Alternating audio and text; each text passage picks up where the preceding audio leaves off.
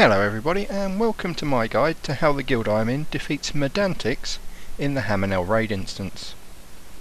This is the first boss of the instance, and mainly acts as a gear check to let guilds know if they are ready for the rest of the instance.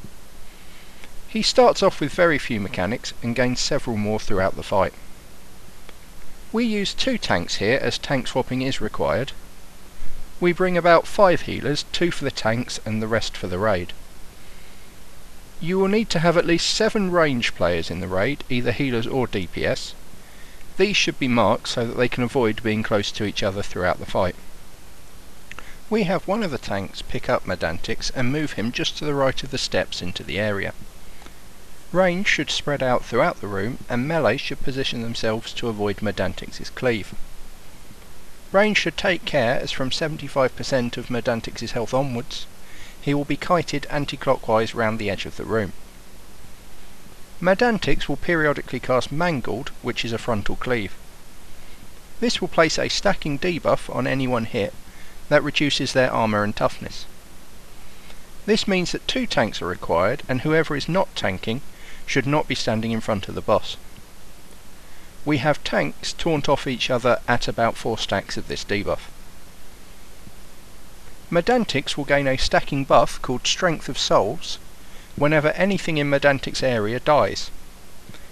This will increase the damage Murdantix does, and does not seem to have a limit. This acts as a soft enrage timer, as throughout the fight NPC Dwarf Runeguard will run in to try to help you with Murdantix. These are normally quickly killed by Murdantix's Furious Pound ability. He will cast this every so often, and it will do damage and knockback to most of the raid. This just needs to be healed through, and melee should be careful not to be knocked into the ranged in the centre if this can be avoided. At 75% health, Murdantix will gain a couple of new abilities. The first of these is Demonic Tar. This will target a random player and place a purple circle on the ground underneath them. This should be moved out of, as it damages anyone stood inside of it. If this targets one of the melee or the tanks, we move the boss, kiting him round the room, just enough so that the melee can avoid the tar. If one of the ranged is targeted, they should move out of it, while making sure they are not getting too close to any of the other ranged. This is due to his second ability. This is called Demonic Blast. This will target a random player. This will always be one of the ranged unless there is less than 7 ranged players. It will then be able to target the melee and the tanks.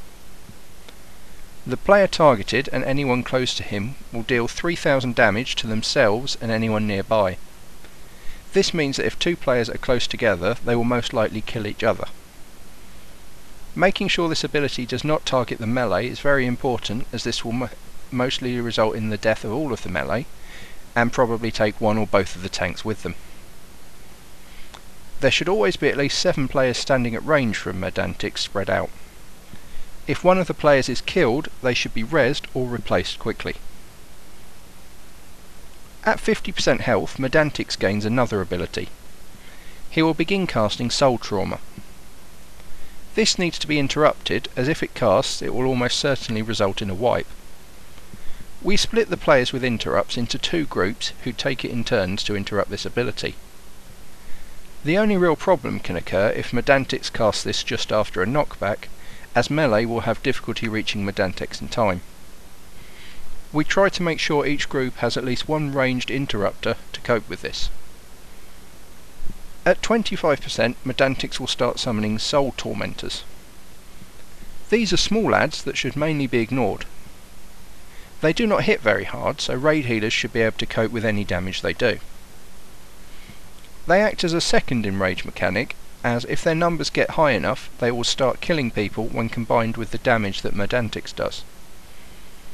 DPS should use cooldowns and burn down the boss as quickly as possible from this point on, while making sure all the earlier abilities are controlled. As long as the DPS requirements are met, and there are enough people kept at range, then this boss only has a few pretty straightforward abilities, and he should soon fall. Thank you for watching. I've been Zero Override, and I wish you luck with this boss.